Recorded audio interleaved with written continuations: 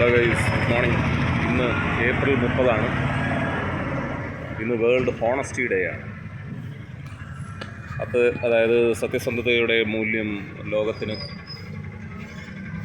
ബോധ്യപ്പെടുത്തുന്ന അല്ലെങ്കിൽ അതിനെപ്പറ്റി ബോധവൽക്കരിക്കുന്ന ഒരു ദിവസമാണ് ഇന്ന് വേൾഡ് ഹോണസ്റ്റി ഡേ. അതുപോലെ ഇന്ന് ലോകം കണ്ടതിൽ വെച്ച് ഏറ്റവും ക്രൂരനായ ഭരണാധികാരി German ചാൻസലറായിരുന്ന Adolf Hitler 1945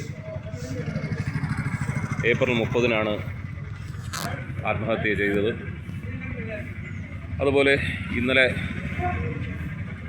exit poll ഫലങ്ങൾ കേരളത്തിൽ എത്തി. UDF സാധ്യത പറയുന്നത്.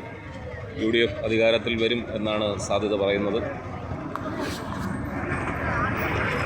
അങ്ങനെ ഇന്ന് എല്ലാവർക്കും ശുഭദിനമായിരിക്കട്ടെ എന്ന് ആശംസിക്കുന്നു. ഇത് അമ്പൂരി ജംഗ്ഷനിൽ ഒരു KSRTC ബസ് എത്തിയിട്ടുണ്ട്.